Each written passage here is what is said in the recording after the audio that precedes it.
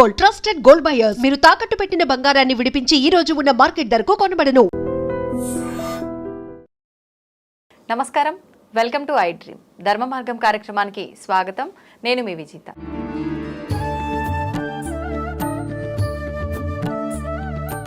ప్రస్తుతం మనతో పాటు ఉన్నారు ప్రముఖ జ్యోతిష్యులు బ్రహ్మశ్రీ నందిబట్ల శ్రీహరి శర్మ గురువు గారు. ఇప్పుడు వారితో మాట్లాడి గ్రహణం నిజంగా ఉందా, లేదంటే ఇప్పుడు మనం చూస్తున్న వార్తలన్నీ మనని భయపెట్టడానికే వచ్చే వార్తలా, ఏంటి అసలు దీంట్లో వాస్తవాలు ఏంటి, గురుగారితో మాట్లాడి తెలుసుకుందాం.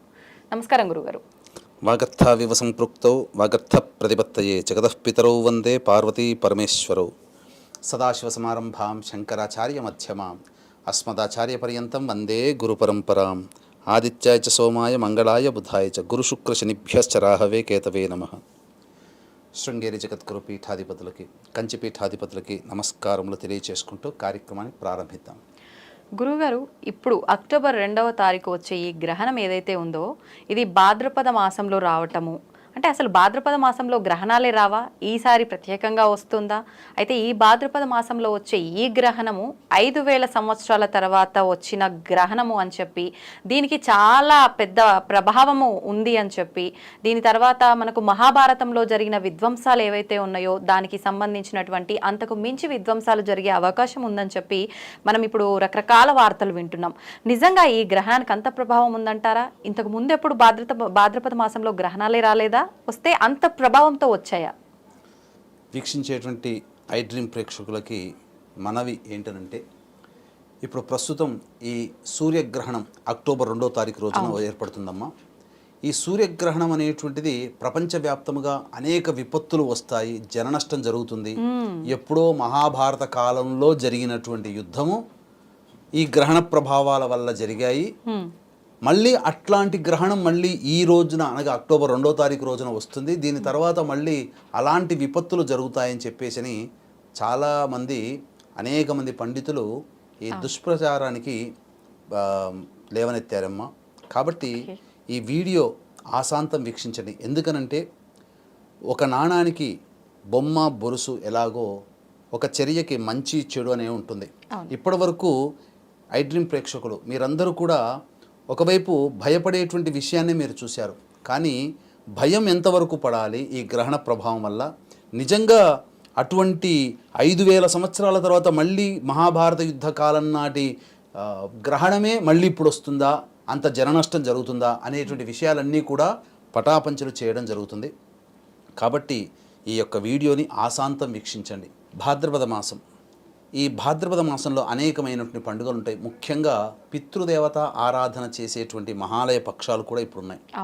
యాదృచ్ఛికంగా ఈ భాద్రపద మాసంలోనే ఈ 17వ తారీఖు రోజున చంద్రగ్రహణం, పాక్షిక చంద్రగ్రహణం సెప్టెంబర్, అక్టోబర్ 2వ తారీఖు రోజున ఈ సంపూర్ణ సూర్యగ్రహణం అనేటువంటిది ఏర్పడుతుంది. అయితే ఇవి మన భారతదేశంలో కనిపించదు.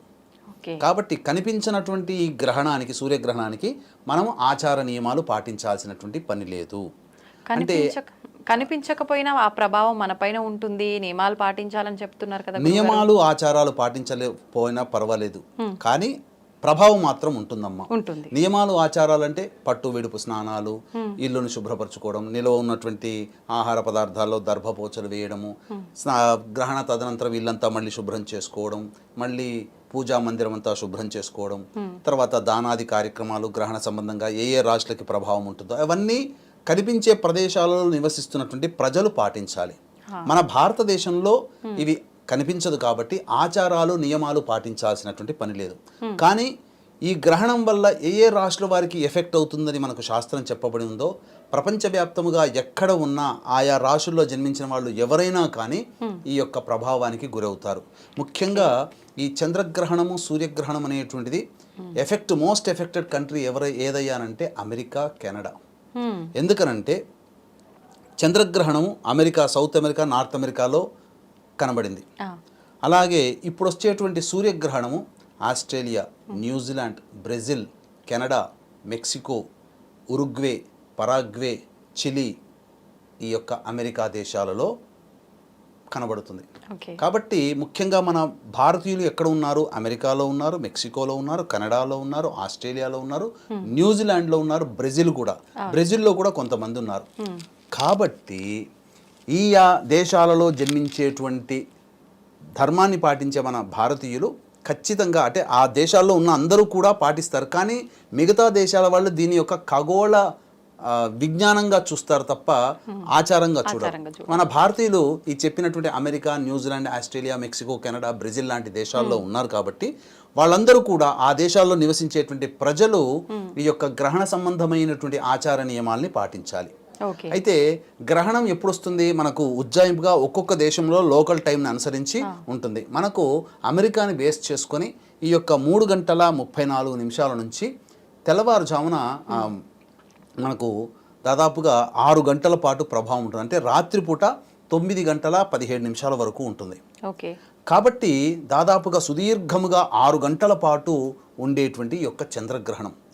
కాబట్టి సాధారణంగా దీని ప్రభావము ఖచ్చితంగా కొంత ఉంటుంది. ఎటువంటి ప్రభావం ఉంటుందనంటే, ఎందుకు ఉంటుంది అనంటే, ఈ గ్రహణం సూర్యగ్రహణం అనగా సూర్యుడు ఉండంగా జరగాలి, చంద్రుడు గ్రహణం అనగా చంద్రుడు ఉండంగా జరగాలి. కానీ ఇప్పుడు అక్టోబర్ 2వ తారీఖు రోజున వచ్చేటువంటి సూర్యగ్రహణము సూర్యుడు ఉండంగా మొదలై చంద్రుడు ఉదయించిన తర్వాత రాత్రిపూట గ్రహణం అంతమవుతుంది. అంటే సుదీర్ఘకాలంగా 6 గంటల ప్రభావం వరకు ఉంటున్నటువంటి గ్రహణం వల్ల కొంత విపరీతమైనటువంటి ఇబ్బందికర పరిస్థితులు అనేటువంటివి ఉంటాయి. అయితే అది ఉన్న ప్రాంతంలోనే కాదమ్మా, దీనికి సంబంధించి మీకు పూర్తి వివరణ ఇస్తాను. వీక్షించేటువంటి ఐడ్రీమ్ ప్రేక్షకులు ఎక్కడా భయపడాల్సినటువంటి అవసరం లేదండి. ఎందుకనంటే సంవత్సరానికి 4-5 చోట్ల గ్రహణాలు అనేటువంటివి వస్తాయి. ఈ గ్రహణాలు ఏంటంటే ప్రకృతిలో ఏర్పడేటువంటి మార్పులు కాబట్టి ఈ మార్పులకి లోబడి ఆ ప్రకృతిలో జీవనం సాగిస్తున్న సమస్త జీవరాశులకి ప్రభావం ఉంటుంది. ముఖ్యంగా మన మానవులకి ఈ యొక్క గ్రహణ ప్రభావం అనేటువంటిది ఉంటుంది. ఇంతకుముందు చెప్పుకున్నట్టుగా ఏ దేశంలో ఉన్నవాళ్ళు గ్రహణం కనిపిస్తే ఆ దేశం నియమాలు పాటించాలి. కానీ కన్యా రాశిలో హస్త నక్షత్రంలో ఈ సూర్యగ్రహణం ఏర్పడుతుంది కాబట్టి మేష, వృషభ, మిథున, సింహ, కన్య, తుల, ధనుస్సు, కుంభ, మీన రాశుల్లో జన్మించినటువంటి వారికి ఈ యొక్క గ్రహణ దోష ప్రభావం ప్రపంచవ్యాప్తంగా ఎవరున్నా ఉంటుంది. మన భారతీయులు దీన్ని పాటిస్తారు కాబట్టి ఈ యొక్క అమెరికా, బ్రెజిల్, ఉరుగ్వే, పరాగ్వే, అలాగే కెనడా, మెక్సికో, ఆస్ట్రేలియా, న్యూజిలాండ్లో నివసించే భారతీయులు నియమాల్ని పాటించాలి. అంటే మన దేశంలో లేకపోయినా కూడా ఆ రాశుల వారిపైన ప్రభావం ఉంది కాబట్టి అది ఇక్కడ వాళ్ళకైనా సరే ప్రభావం చూపిస్తుంది అంటున్నారా? అవునమ్మా. దీనికి గల ఉదాహరణ చెప్తాను. చాలా మంది ప్రేక్షకుల్లో విజ్ఞానం ఉంటుంది కానీ దాని నిజాలు తెలుసుకోకుండా వాళ్ళు దీన్ని కొట్టిపారేస్తారు. ఇదంతా హంబక్, వేస్ట్, బోకస్, ఇదంతా చెప్తున్నారని అంటారు. ఒక్క క్లారిటీ ఇస్తానమ్మా నేను. మనకు 2019 డిసెంబర్ 26వ తారీఖు రోజున సూర్యగ్రహణం అనేటువంటిది ఏర్పడింది. దాని తర్వాత పరిణామాలు ఏం జరిగాయి? అది మన భారతదేశంలో కనిపించింది. కానీ ప్రపంచవ్యాప్తంగా కరోనాతో ఇబ్బంది పడ్డారు కదా 2020లో. అంటే 19వ తారీఖు రోజున ప్రారంభమైనటువంటి యొక్క కరోనా విజృంభణ, మరి దీనికి గల నాంది ఏంటి? 26వ తారీఖు డిసెంబర్ రోజున ఏర్పడినటువంటి సూర్యగ్రహణం. మరి ఒక గ్రహణ ప్రభావం వల్ల ప్రపంచవ్యాప్తంగా నష్టపోయారు కదా, మన భారతదేశంలోనే నష్టం జరగాలి కదా. కానీ చూసుకుంటే ప్రపంచం కంటే భారతదేశంలోనే నష్టం తక్కువైంది. కానీ భారతదేశంలో కనిపించినటువంటి గ్రహణ ప్రభావం ప్రపంచవ్యాప్తంగా ఇబ్బంది పెట్టింది. అట్లాగే ఇప్పుడు చాలా మంది ఏమంటున్నారంటే ఈ భాద్రపద మాసంలో పౌర్ణమి రోజున చంద్రగ్రహణం, అమావాస్య రోజున సూర్యగ్రహణం 5000 సంవత్సరాల కిందట, 3000 సంవత్సరాల కిందట, 1000 సంవత్సరాల కిందట, 500 సంవత్సరాల కిందట వచ్చింది అని అంటున్నారు. విచిత్రం ఏంటంటే నేను గత 110 సంవత్సరాల పంచాంగాన్ని తిరగవేస్తే 1941 సంవత్సరం సెప్టెంబర్ 5వ తారీఖు రోజున శుక్రవారం అయింది, కేతుగ్రస్త చంద్రగ్రహణం వచ్చింది. తర్వాత 21 సెప్టెంబర్ 1941 ఆదివారం రోజున భాద్రపద అమావాస్య రోజున రాహుగ్రస్త సంపూర్ణ సూర్యగ్రహణం వచ్చింది. అంటే 1941 సెప్టెంబర్లో భాద్రపద మాసంలోనే ఇప్పుడు 2 గ్రహణాలు వచ్చినట్టుగా అప్పుడు 2 గ్రహణాలు మన భారతదేశంలో కనిపించాయి. కాబట్టి మన భారతదేశంలో కనిపించినటువంటి యొక్క చంద్రగ్రహణం ప్రభావం, సూర్యగ్రహణ ప్రభావం వల్ల టర్కీ దేశం ఎప్పుడు 10వ తారీఖు సెప్టెంబర్ 1941లో ఎర్త్ క్వేక్ వచ్చి దాదాపుగా 430 మంది చనిపోయారు టర్కీలో. ఇది అఫీషియల్ గా. అన్అఫీషియల్ గా 1000 మంది పోయి ఉంటారు. మరి మన భారతదేశంలో కనిపించినటువంటి ఈ సూర్య చంద్రగ్రహణ ప్రభావం టర్కీలో ఎందుకు చూపించింది? దీన్ని బట్టి అర్థం చేసుకోవచ్చు కదా. మన భారతదేశంలో కనిపించినటువంటి సూర్యగ్రహణ ప్రభావం వల్ల కరోనా ఎఫెక్ట్ తో మొత్తం ప్రపంచవ్యాప్తంగా వచ్చింది కదా. మరి ఈ 2 ఇన్సిడెంట్స్ చాలు. గ్రహణం ఎక్కడ వచ్చినా ఎప్పుడు వచ్చినా దాని ప్రభావం కొన్ని ప్రాంతాలలో ఖచ్చితంగా ఉంటుంది. కాబట్టి దీన్ని దృష్టిలో పెట్టుకుని వీక్షించేటువంటి ప్రేక్షకులు మేష, వృషభ, మిథున, సింహ, కన్య, తుల, ధనుస్సు, కుంభ, మీన రాశిలో జన్మించిన వారు ఖచ్చితంగా ఈ యొక్క నివారణ చర్యలు చేసుకోవాలి. అయితే మనకు అదే రోజున 2వ తారీఖు రోజున రాత్రి 9:17 నుంచి మధ్యరాత్రి అనగా 3వ తారీఖు తెల్లవారుజామున 3:34 వరకు ఈ గ్రహణం, అంటే అప్పుడు ఏర్పడుతున్నటువంటి గ్రహణాన్ని మన దాంట్లో కన్వర్ట్ చేసుకుంటే వచ్చేటువంటి సమయం ఆ సమయం. కాబట్టి ఆ సమయంలో మనం మేల్కొని ఉండి చక్కగా ఈ సంబంధించినటువంటి దేవతా స్తోత్ర పారాయణం చేసుకోవచ్చు. ఈ యొక్క మేష, వృషభ, మిథున, సింహ, కన్య, తుల, ధనుస్సు, కుంభ, మీన రాశుల్లో జన్మించిన వారు, లేదా 3వ తారీఖు రోజున దసరా నవరాత్రులు ఎట్లాగో ప్రారంభమవుతున్నాయి కాబట్టి ఆ రోజున దగ్గరలోని శివాలయానికి చేరుకొని నవగ్రహాల చుట్టూ శివాయ నమః అంటూ 27 సార్లు ప్రదక్షిణ చేసి ఆ యొక్క శివాలయంలో రాగి పాత్రలో కానీ మట్టి పాత్రలో కానీ ఒక పాత్రలో బియ్యము, ఒక పాత్రలో గోధుమలు, ఒక పాత్రలో ఉలువలు పెట్టి బియ్య పాత్రలో చంద్రబింబము, గోధుమల పాత్రలో సూర్యబింబము, ఉలవల పాత్రలో నాగబింబము అనగా వెండితో చిన్న రూపు పెట్టి బ్రాహ్మణుడికి చేత సంకల్పం చెప్పుకొని బ్రాహ్మణుడికి దానం చేయండి. లేదు అంత శక్తి లేదండి అనుకునేటువంటి వాళ్ళు ఒక కిలోంబావు గోధుమలు, కిలోంబావు బియ్యము, కిలోంబావు ఉలువలు కొని తెచ్చుకొని 3 బకెట్లలో వేరు బకెట్లలో కొన్ని నీళ్లు నింపుకొని ఆ నీటిలో ఒక చిన్న బెల్లం ముక్క వేస్తే కరిగిపోతుంది. ఆ కరిగిపోయిన నీటిలో ఒక దాంట్లో గోధుమలు, ఒక దాంట్లో బియ్యం, ఒక దాంట్లో ఉలువలు నానబెట్టి తెల్లవారి మీరు ఈ సంబంధించినటువంటి గ్రహణ సమయంలో అనగా సాయంకాల సమయంలో శివాలయానికి చేరుకొని అర్చన జరిపించుకొని అక్కడ ఉన్నటువంటి ఆవుకి తినిపించవచ్చు. ఆవుకి తినిపించిన ఆ దోషం పోతుంది. కాబట్టి ఇవి సామాన్య మానవుడు చేసుకోగలిగేటువంటిది. లేదు మంత్రపూర్వకంగా చేసుకోదలిస్తే ఈ యొక్క మేష, వృషభ, మిథున, సింహ, కన్య, తుల, ధనుస్సు, కుంభ, మీన రాశిలో జన్మించిన వారికి ఈ యొక్క గ్రహణ దోష నివారణ హోమాది కార్యక్రమాలు మా పీఠం ఆధ్వర్యంలో 3వ తారీఖు రోజున మధ్యాహ్నం 3 గంటలకి ప్రారంభమవుతున్నాయి. కాబట్టి మధ్యాహ్నం 12 వరకు గోతనామాలు నమోదు చేసుకోవచ్చు. కేవలం పర్ హెడ్ 1500 రూపాయలకి చేయించడం జరుగుతుంది. అవకాశం ఉన్న వాళ్ళు కార్యక్రమ తదనంతరం కాంటాక్ట్ చేసి పూర్తి వివరాలు తెలుసుకోవచ్చు. ఇది చెప్పబడి ఉన్నటువంటిది. గురుగారు, ఆల్రెడీ నేను క్వశ్చన్ స్టార్టింగ్లోనే మిమ్మల్ని అడిగాను, మళ్ళీ అడుగుతున్నా. చాలా మందిలో ఒక సందేహం ఏంటి అంటే, ప్రత్యేకించి భాద్రపద మాసంలో మనకు ప్రతి సంవత్సరంలో కూడా 2 సూర్యగ్రహణాలు 2 చంద్రగ్రహణాలు వస్తాయని చెప్పి విన్నాం. కానీ భాద్రపద మాసంలో అసలు ఇంతవరకు రాలేదు. అది కూడా 5000 సంవత్సరాల క్రిందట వచ్చింది, ఈ మధ్యలో అసలు రాలేదు, ఇదే మళ్ళీ రావటం అని చెప్పి అంత కాలం తర్వాత వచ్చిన ఈ గ్రహణము అప్పుడు ఎంతటి ప్రభావం అయితే చూపించిందో దానికి మించి ప్రభావం చూపిస్తోందని చెప్పి చాలా మంది చాలా టెన్షన్ పడుతున్నారు ఈ విషయంగా. అందుకని చెప్పి నేను మళ్ళీ ఈ క్వశ్చన్ అడుగుతున్నాను, అసలు ఏంటి దీంట్లో నిజాలు ఏంటి తెలియజేయండి. మీరు అడిగినట్టుగా ఎప్పుడో 100 సంవత్సరాల కిందట 1000, 2000, 3000, 5000 సంవత్సరాల కిందట భాద్రపద మాసంలో 2 చంద్రగ్రహణం, సూర్యగ్రహణం వచ్చింది, మళ్ళీ అలాంటిది ఇప్పుడు వచ్చింది అని చెప్పి చాలా ప్రసార మాధ్యమాల్లో అనేక మంది విజ్ఞానకారులు వాళ్ళ యొక్క అభిప్రాయాన్ని తెలియజేశారు. కానీ ఇందులో వాస్తవం లేదమ్మా. ఎందుకనంటే ఇది నిజంగా జరిగిందా అన్నప్పుడు కేవలం మన భారతదేశంలోనే భాద్రపద మాసంలో కనిపించినటువంటి గ్రహణాల లిస్టుని మనకు స్వాతంత్రం కంటే ముందు నుంచి ఉన్న లిస్టుని తీశానమ్మా.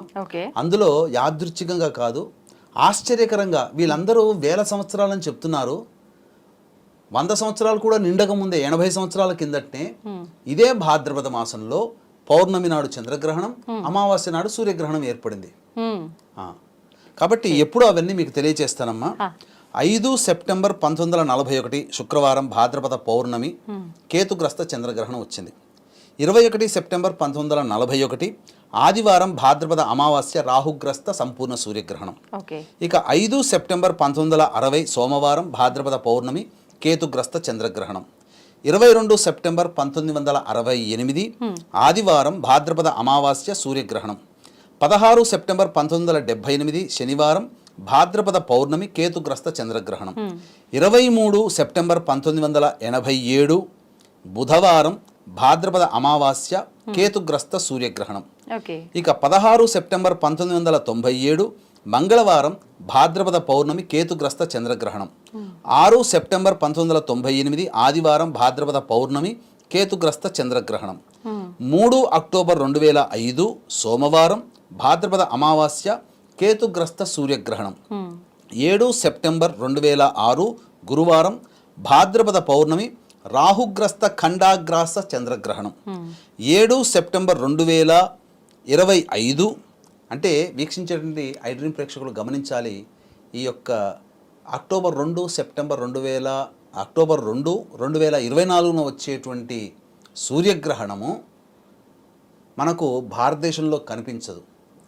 అయినప్పటికీ నెక్స్ట్ ఇయర్ 2025 సెప్టెంబర్లో ఇప్పుడు జరుగుతున్నటువంటి ప్రచారం ఏంటంటే భాద్రపద మాసంలో అసలు గ్రహణాలు 5000 సంవత్సరాల తర్వాత వచ్చాయని చెప్పినట్టుగా చూస్తే ప్రతి 10 సంవత్సరాలకు ప్రతి 10 ఒకసారి సంవత్సరాలకు 15 సంవత్సరాలకు ఒకసారి ఉంది. ఆశ్చర్యకరంగా ఏంటంటే వచ్చే సంవత్సరం అంటే 25 7 సెప్టెంబర్ 2025 ఆదివారం భాద్రపద పౌర్ణమి రాహుగ్రస్త సంపూర్ణ చంద్రగ్రహణం వస్తుంది సంవత్సరానికి. మళ్ళీ 14 అక్టోబర్ 2042లో మంగళవారం నాడు భాద్రపద అమావాస్య కేతుగ్రస్త సంపూర్ణ సూర్యగ్రహణం. అలాగే 7 సెప్టెంబర్ 2044 బుధవారం భాద్రపద పౌర్ణమి రాహుగ్రస్త సంపూర్ణ చంద్రగ్రహణం. మళ్ళీ ఒక 19 సంవత్సరాల తర్వాత. కాబట్టి మీరు గమనించుకున్నట్లయితే ఇదంతా అవాస్తవమే కదమ్మా, ప్రజల్ని భయపెట్టడానికే తప్ప ఇవన్నీ కూడా అయ్యో 5000 సంవత్సరాల కింద జరిగింది మనకు రాదా. ఇప్పుడు నేను చెప్పిన గనక డేట్స్ని, ఇయర్స్ని, మంత్ని అన్ని సెప్టెంబర్ మంతే కదా, సెప్టెంబర్ మంత్లోనే భాద్రపద మాసం వస్తుంది. ఇప్పుడు నేను చెప్పిన డేట్స్ అన్ని సెప్టెంబర్ మంత్. ఇవన్నీ కూడా మన భారతదేశంలో కనిపించిన సూర్యగ్రహణ చంద్రగ్రహణాలు కనిపించినవి. మరి ఈ ఈ సంవత్సరాలు కాకుండా మిగతా సంవత్సరాల్లో సెప్టెంబర్ మాసంలో అనేక దేశాల్లో కూడా గ్రహణాలు వచ్చి ఉంటాయి కదా. మన భారతదేశంలోనే దాదాపుగా 10 గ్రహణాలు వచ్చాయి, 10-11 గ్రహణాలు. మరి ఈ చెప్పబడిన సంవత్సరాలు కాకుండా మిగతా సంవత్సరాల్లో అనేక దేశాల్లో ఈ యొక్క భాద్రపద మాసంలో కూడా వచ్చుంటాయి. కాబట్టి ఎవ్వరు కూడా ఈ యొక్క వదంతుల్ని నమ్మకండి. గ్రహణ ప్రభావం అనేటువంటిది కొంత ఉంటుందమ్మా వాస్తవానికి. ఈ గ్రహణ ప్రభావం వల్ల కనిపించే దేశంలోనే ఉంటుందనేటువంటిది అపవాదు.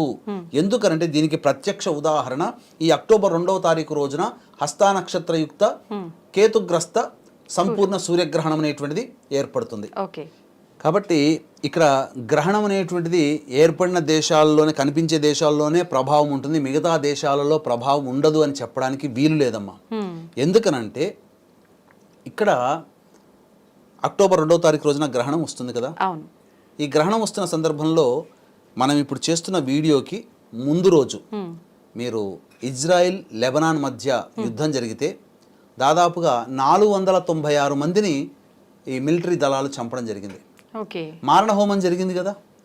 మరి ఇజ్రాయెల్లో కనబడుతుందా గ్రహణం? కనబడదు.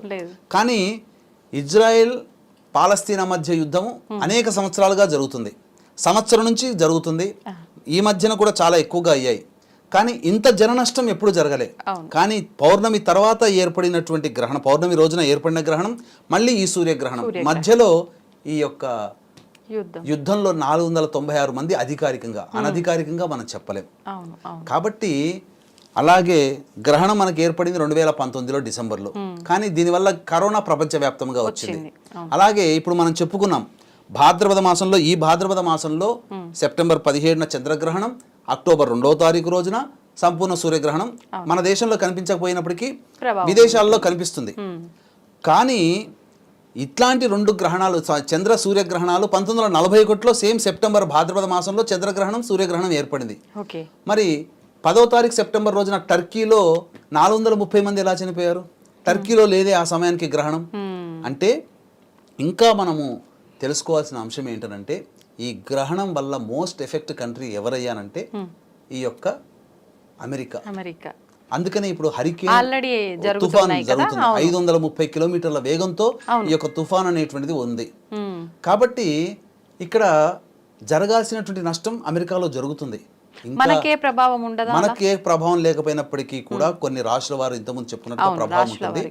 కానీ అక్టోబర్లో లేదా నవంబర్లో అమెరికాలో ఎన్నికలు జరగబోతున్నాయి. ఏదైనా కానీ జరగవచ్చు. అలాగే నవంబర్ మాసంలో గ్రహాల మార్పు అనేటువంటిది ఏర్పడుతుంది. గ్రహాల యొక్క పరస్పర వీక్షణలు పెరుగుతాయి. తద్వారా నవంబర్ ఎండింగ్లో భూకంపాలు పెరిగే అవకాశాలు ఎక్కువగా ఉన్నాయి వివిధ దేశాల్లో. అవన్నీ అవకాశం వచ్చినప్పుడు మనం తెలియజేసుకుందాం.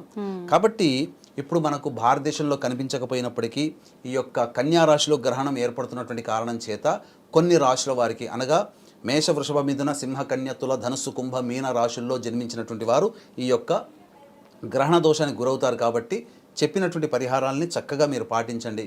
లేదు చేసుకోలేము అని అంటారా, 3వ తారీఖు రోజున మన పీఠం ఆధ్వర్యంలో కేవలం పర్ హెడ్ 1500కి మధ్యాహ్నం 3 గంటలకి ఈ యొక్క గ్రహణ దోష నివారణ హోమాలు ప్రారంభమవుతున్నాయి. దాంట్లో మీ గోతనామాలు నమోదు చేసుకోవచ్చు. అలాగే అక్టోబర్ 2వ తారీఖు రోజున మహాలయ అమావాస్య పితృపక్ష తిథుల్లో తండ్రి వైపు 3 తరాలు, తల్లి వైపు 3 తరాల్లో చనిపోయిన వారి ఆత్మతృప్తి కోసం పిండ ప్రదానాలు, తర్పణాది కార్యక్రమాలు జరిపించడం జరుగుతున్నాయి. కాబట్టి వీటి రుసుముకు సంబంధించిన వివరాలు కార్యక్రమాలందరితో కాంటాక్ట్ చేసి పూర్తి వివరాలు తెలుసుకోవచ్చు. అయితే మొత్తానికి ప్రజలందరూ కూడా భయపడాల్సిన అవసరం అయితే లేదు ప్రసార మాధ్యమాల్లో వచ్చే వార్తలు విని. ఇప్పుడు మీరు చెప్పినట్టుగా ఈ లెక్క చూసుకుంటే నిజంగా ప్రతి 10 సంవత్సరాల్లో 1940వ సంవత్సరం నుంచి ప్రతి 10-15 సంవత్సరాలకు ఒకసారి భాద్రపద మాసంలోనే సెప్టెంబర్ నెలలోనే గ్రహణాలు వచ్చున్నాయి. మనకు రాలేదు అనేది అవాస్తవం అని తేలిపోయింది. అవాస్తవం ఎందుకనంటే ద్వాపర యుగంలో మహాభారత యుద్ధం జరిగింది. ఆ తర్వాత మళ్ళీ ఇట్లాంటి గ్రహణం రాలేదన్నారు. ఈ ద్వాపర యుగం యుద్ధం తర్వాత ఈ రోజు వరకు మధ్యలో ఎన్ని దేశాలు యుద్ధాలు పాల్గొన్నాయి, ఎంతమంది చనిపోయి ఉంటారు. తర్వాత మన దేశాన్ని డచ్ వారు, అలాగే ఆంగ్లేయులు, వీళ్ళందరూ, ఫ్రెంచ్ వారు, వీళ్ళందరూ పరిపాలించారు కదా. అప్పుడు కూడా యుద్ధాలు జరిగాయి. అప్పుడు కూడా వేల మంది చనిపోయారు. మరి అప్పుడు అది కూడా జన నష్టమే కదా. అంటే మహాభారత యుద్ధంలో జరిగిన నష్టం మళ్ళీ ఇప్పుడు ఇటు జరుగుతుంది. ఈ మధ్యలో అసలు జన నష్టమే జరగలేదన్నట్టుగా ఆ భావనకు తీసుకుని వచ్చారు చాలా మంది. ఇది అవాస్తవము. గ్రహణాలు సాధారణంగా వస్తాయి, ప్రకృతిలో ఎక్కడొక్కడ విపత్తులు వస్తాయి. కాబట్టి గ్రహణ శాంతి చేయించుకుంటే చాలమ్మా, మనం సేఫ్గా ఉంటాం. అంటే ఇక్కడ గమనించాల్సిన అంశం ఏంటనంటే, ఇప్పుడు ఈ చెప్పబడినటువంటి మేష, వృషభ, మిథున, సింహ, కన్య, తుల, ధనుస్సు, కుంభ, మీన రాశుల్లో జన్మించిన వారికి ఎలా ఉంటుందంటే పెద్ద విపత్తులు ఏమి జరగవు, ప్రాణహాని అంటూ ఏమీ జరగదు. కానీ ప్రాణహాని కూడా జరుగుతుందని భయపెడుతున్నారు. కానీ ప్రాణహాని జరగదమ్మా. కాకపోతే సమస్యలు వస్తాయి. ఇప్పుడు ఒక ఉద్యోగ ప్రయత్నానికి 3 ప్రయత్నాలు చేస్తే ఉద్యోగం వస్తుంది ఒక వ్యక్తికి. 10 ప్రయత్నాలు చేస్తే కానీ ఉద్యోగం రాదు. మరి సమస్య 2 ఇంతలు పెరిగింది కదా అక్కడ. అలాగే వివాహ ప్రయత్నాలు, ఏ ప్రయత్నం చేసినా, వ్యాపారమైనా ఏదైనా కానీ కొంతమందికి ధన నష్టం బాగా జరుగుతుంది, కొంతమందికి ఆరోగ్యం బాగుండదు, కొంతమందికి కుటుంబ సమస్యలు పెరుగుతాయి. ఇలా సమస్యలు మాత్రమే పెరుగుతాయి తప్ప ఇప్పుడు భయపెట్టిస్తున్నట్టుగా ప్రాణం అనేటువంటిది పోదు. ఇది గమనించుకోవాలి. ఇందులో వాస్తవం ఇది. మనిషి అని ఇప్పుడు ప్రపంచవ్యాప్తంగా గ్రహణాలు ఎప్పుడు వస్తుంటాయి, సర్వసాధారణ. వచ్చిన ప్రతి గ్రహణానికి ఇలా ప్రకృతి చంపేసుకుంటూ పోతే ఇక జీవరాశి ఎందుకు? గ్రహణాలే మనిషిని చంపేసేటట్టయితే గ్రహణాలు ఏంటి? దైవం ఎక్కడ ఉన్నది? దైవం కూడా రక్షిస్తుంది కదా.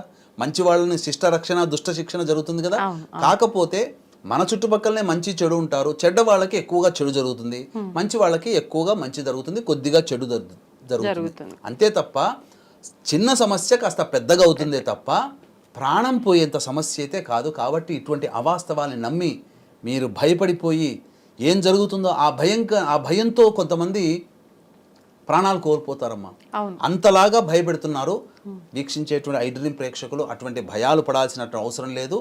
కాకపోతే ఈ మేష, వృషభ, మిథున, సింహ, కన్య, తుల, ధనుస్సు, కుంభ, మీన ఈ రాశుల్లో జన్మించిన వారికి వచ్చే సమస్యల కంటే కొద్దిగా అధికంగా సమస్యలు వస్తాయి. అంతే తప్ప చెప్పిన విధంగా పరిహారాలు చేసుకుంటే చాలమ్మా.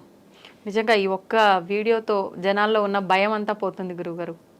థ్యాంక్ యూ గురుగారు, ధన్యవాదాలు. సర్వం శ్రీ ఉమామహేశ్వర పరబ్రహ్మార్పణమస్తు.